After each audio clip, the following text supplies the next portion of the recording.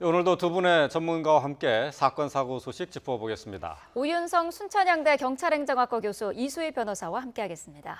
안녕하십니까? 안녕하세요.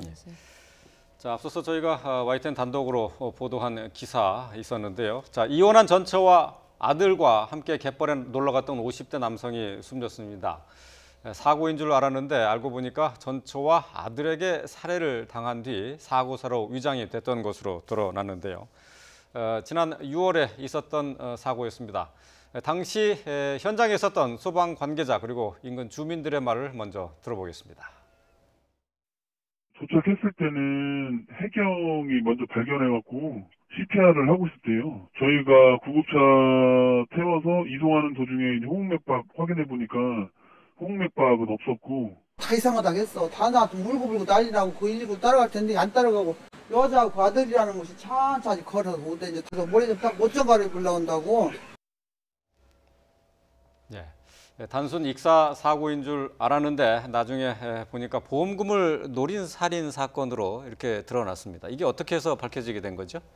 지금 이제 6월 20일 날 오후 4시에 그 서천에서 119 신고가 들어왔어요. 그래서 이제 이 피해자 이번에 이제 사망하신 분하고 전처하고 그 사이에서 태어난 20대 아들 3명이 이제 바닷가를 놀러 간 것으로 되어 있는데 실제로 이제 나중에 신고를 받고 출동을 했는데 결국 이제 사망을 했습니다.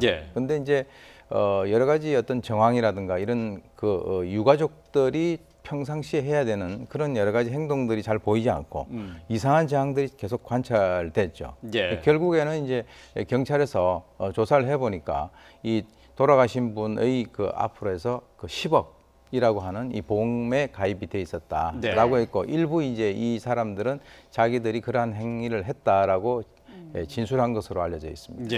앞서서 그 인근 마을 주민의 이야기도 들어봤는데 행동이 이상했다고 해요. 보통은 울고불고 난리를 치는데 울지도 않았고 구급차를 따라가지도 않았다는 거죠. 이게 이제 이혼한 전처니까 뭐 감정이 안 좋을 수는 있지만 그래도 사람이 이제 그 죽은 앞에서는 아들이라든가 전처라도 좀 할 수 있는 게 구급차에 같이 타서 이동을 하고 당황한 모습을 보이고 해야 되는데 그렇지 않고 구급차에 같이 타지도 않고 또 모래 같은 걸 털겠다고 그 인근에 있는 주민한테 가서 뭐 씻고 하는 것이 너무 이제 보통의 그 행동하고 많이 달랐던 거죠. 근데 뭐 그런 것도 있지만 아마 이 사고 장소도 익사 사고가 나기에는 좀 뭔가 미심쩍기도 하고 하니까 그러던 차에 또 보험금이 10억이라는 보험금에 가입돼 있는 걸 보니까 아마 해경에서 굉장히 미심쩍다고 생각해 시작을 한 것 같고 조사를 일부 혐의에 대해서는 시인을 하고 있다고 하네요. 지금 말씀하신 것처럼 이제 이 숨진 김 씨의 명의로 들어있는 보험이 10억 원이 넘는다고 하는데 말이죠. 근데 이 전처와 그리고 이제 아들이 같이 이제 공모를 한 것으로 보이는데 이 보험금은 아들이 수령하는 것으로 이렇게 돼 있다고요. 네, 지금 이제 일단 확인한 바로는 보험금 수령자가 누군가 하는 것이 되게 중요한 겁니다. 그래서 이제 이거 조사를 더 해봐야 되겠지만은 과연 이 피해자가 보험을 가입을 할 때 본인이 동의를 했는가 이런 것들도 이제 따져봐야 될 것이고요. 이것은 사실은 이제 보험금을 누가 수령하는가 하는 것이 중요한 것이 아니라 이 어머니하고 아들이 둘이가 공모를 했기 때문에 누가 수령을 한다 하더라도 나중에 뭐 쓰는 것은 둘이가 같이 쓰지 않을까라고 이렇게 추정이 됩니다.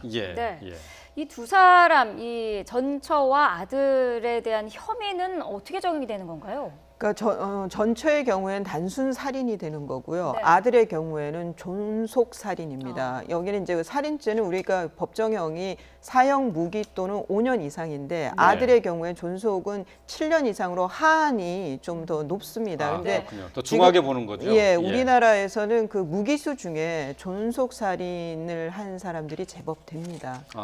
그런데 이게 지금 사기죄는 아마 보험금 청구까지는 안 한 것 같아요. 보험금 청구를 했다라고 하면은 사기 미수도 같이 경합을 하게 되는데 아직 보험금 청구까지는 못한 것 같고요. 그러면 아주 살인 부분에 대해서 이제 처벌을 받을 것 같습니다. 살해 동기가 근데 이제 지금 보험 청구는 아직 안 한 상태라고는 하는데 어쨌든 살해 동기가 보험금에 있다고 하면은 그것도 좀 어떻게 처벌에 어떻게 가중이 되는 게 있나요? 그렇죠. 재판부에서 이제 양형을 선고할 때 보면은 왜 이렇게 그 가정 폭력의 피해자였던 그 자녀가 아버지를 뭐 그렇게 한다든가 살해한다든가 이런 경우에는 좀 그 감경 사유가 되겠죠. 하지만 예, 예. 이런 경우에는 이제 가중 사유에 해당이 되기 때문에 아마 무기도 선고가 가능하지 않을까 그렇게 예상이 됩니다. 지금 일부 혐의에 대해서만 시인을 하고 있다라는 부분은 아무래도 이 보험 청구는 아직 하지 않았기 때문에 보험료를 노리고 한 것은 아니다라고 주장은 하고 있는 것 같아요. 그것은 이제 늘 범인들이 하는 얘기죠. 자기들이 드러난 그 단계까지만 인정을 하는 것이고, 네. 예. 그것은 이제 뭐 어떻게 보면 명명백백한 것인데, 제가 볼 때는 수사를 통해서 뭐 밝혀지기는 그렇게 어렵지 않을 것 같습니다. 예. 네.